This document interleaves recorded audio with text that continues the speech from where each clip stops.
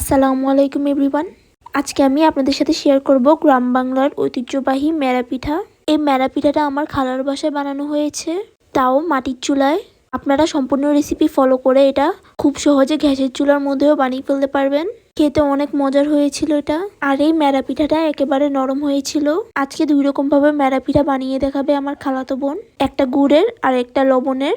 এই দুইটা মেরা পিঠার স্বাদই একেবারে অতুলনীয়। তো চলে যাচ্ছি এখন মূল রেসিপিতে, কিভাবে এই মেরা পিঠাটা বানানো হলো। প্রথমে এখানে মাটির চুলার মধ্যে পাতিল বসিয়ে গরম করে নেওয়ার পর এখানে দিয়ে দেওয়া হচ্ছে চালের গুঁড়ো। এই চালের গুঁড়োটাকে কিছুক্ষণ টেলে নিতে হবে আর অনবরত এটাকে নাড়িয়ে চাড়িয়ে নিতে হবে যাতে করে এটা লেগে না যায়। এই চালের গুঁড়োটাকে ভেজে নেওয়ার ফলে এর থেকে অনেক সুন্দর একটা গন্ধ বের হবে আর এই মেরা পিঠাটার স্বাদ আরো বেশি দ্বিগুণ মজার হবে। এই টেলে নেওয়ার কাজটা আপনারা অবশ্যই করবেন। তো এখন কথা হচ্ছে কি, আপনারা কিভাবে বুঝবেন এর চালটা টেলে নেওয়া হয়ে গিয়েছে।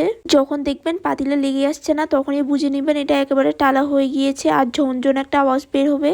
তো টেলে নেওয়া হয়ে যাওয়ার পর এখানে নিয়ে নিয়েছে নারকেল কুড়ানো।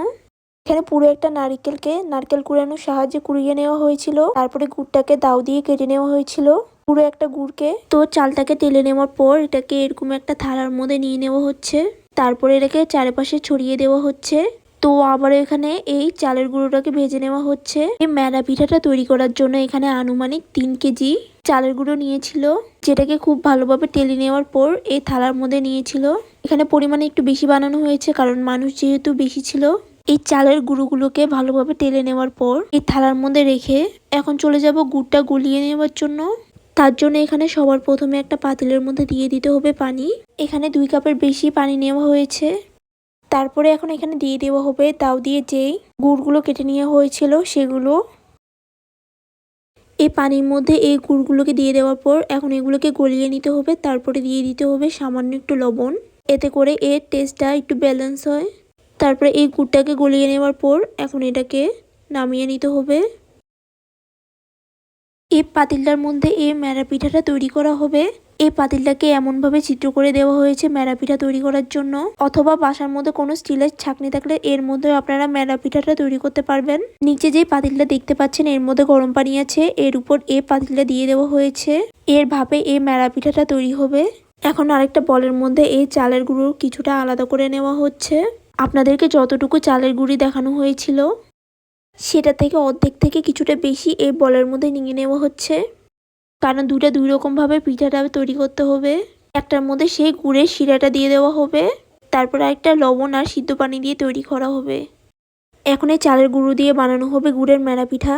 তারপরে এখন এখানে দিয়ে দেওয়া হচ্ছে সেই সম্পূর্ণ কোরানো নারকেল। এখানে সম্পূর্ণ নারকেল কুড়ানো দিয়ে দেওয়া হয়েছে। তারপরে এখানে দিয়ে দেওয়া হবে সেই গরম করে নেওয়া গুড়। আস্তে আস্তে করে একটু একটু করে দিয়ে দিতে হবে। তারপরে একটা চামচের সাহায্যে এটাকে নাড়িয়ে চাড়িয়ে নিতে হবে। একেবারে সম্পূর্ণ গুড়ের পানিটা দিয়ে দেওয়া যাবে না। ডোটা ঠিক কেমন হবে আপনারা সেই অনুযায়ী এটা আনুমানিকভাবে দিতে হবে। তারপরে এটাকে হাত দিয়ে খুব ভালোভাবে মেখে নিতে হবে। একটু সময় নিয়ে এটাকে খুব ভালোভাবে মেখে নিতে হবে। আপনারা যত ভালোভাবে মাখবেন এটা তত বেশি নরম হবে আর খেতেও ভালো হবে ততটাই। তো এখানে নিয়ে নেওয়া হয়েছে নর্মাল পানি। মাখতে মাখতে এখানে আরো কিছুটা পানি লাগবে। তো এখানে হাত দিয়ে কিছুটা পানি এইভাবে মাখতে মাখতে দিয়ে দেওয়া হয়েছে। মানে আপনাদের যতটুকু পানি প্রয়োজন হয় আপনারা সেই অনুযায়ী পানি পড়ে দিতে পারেন। সেটা নর্মাল পানি হলে কোনো সমস্যা নেই। আর আপনারা অবশ্যই চেষ্টা করবেন গরম থাকা অবস্থায় এটা ভালোভাবে মথে নেওয়ার জন্য।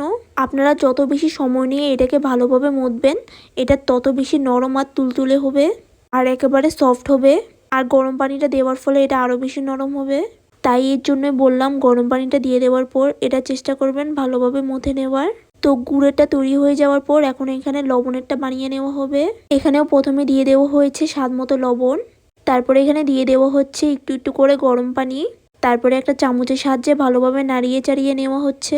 আমরা যেভাবে বাসার মধ্যে রুটি বানিয়ে থাকি গরম পানি দিয়ে, সেরকম ভাবে এটাকে করতে হবে। সেইভাবে আপনাদেরকে ডোটা বুঝে নিতে হবে। আসলে এখানে পানি কম অথবা বেশি লাগতে পারে, কিন্তু ডোটাকে বেশি পাতলা অথবা বেশি শক্ত করা যাবে না। ডোটাকে মোটামুটি সফট রাখতে হবে। তারপরে আপনারা দেখতেই পাচ্ছেন এখানে দুজন মিলে খুব ভালোভাবে এটাকে মথে নিচ্ছে। এই ডোগুলোকে কিন্তু খুব সময় নিয়ে মথে নেওয়া হয়েছিল। এখন এর থেকে কিছুটা ডো নিয়ে পিঠাটা বানানো হচ্ছে। আপনারা দেখতেই পাচ্ছেন এখানে কিভাবে হাত দিয়ে ঘুরিয়ে ঘুরিয়ে এই পিঠাটাকে বানানো হচ্ছে। এটা আসলে একটু প্র্যাকটিসের ব্যাপার, আপনারা যদি কয়েকবার ট্রাই করেন তাহলে আপনাদেরও হয়ে যাবে। আপনারা চাইলে সহজভাবে বিভিন্ন শেপেরও দিতে পারেন। এটা প্রথম পাশটা একটু ঘুরিয়ে ঘুরিয়ে নেওয়ার পর তারপরে সেই নিচের পাটটা একটু ঘুরিয়ে নিতে হবে, তাহলে এরকমভাবে একটা শেপ হয়ে যাবে। তার আগে এটাকে একটু লম্বাভাবে একটু শেপ করে নিতে হবে, তারপরে এরকম ঘুরাতে হবে। আপনারা এই ভিডিওটা একটু খুব ভালোভাবে দেখলেই আপনারা বুঝে যাবেন, এটা কিন্তু তেমন কঠিন কোনো কাজ না।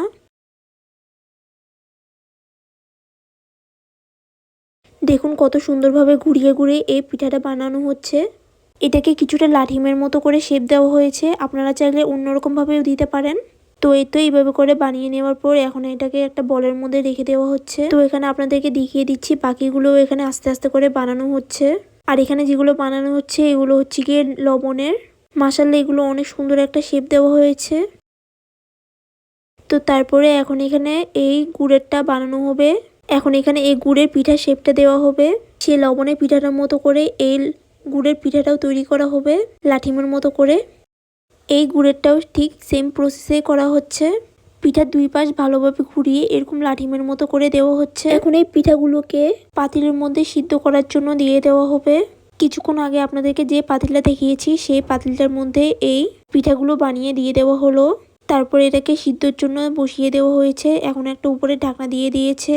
আপনাদেরকে একটু সামনে নিয়ে দেখিয়ে দিচ্ছি এটা কিরকমভাবে হচ্ছে। গরম পানির ভাপে এই পিঠাটা সিদ্ধ হয়ে যাবে। এখানে আবারও এই ঢাকনাটা লাগিয়ে দেওয়া হচ্ছে। আমাদের এই ম্যাড়া পিঠাটা হতে সময় লেগেছে 20 থেকে 25 মিনিট। গ্যাসের চুলার মধ্যে করলে হয়তো এর টাইমটা একটু বেশি লাগতে পারে।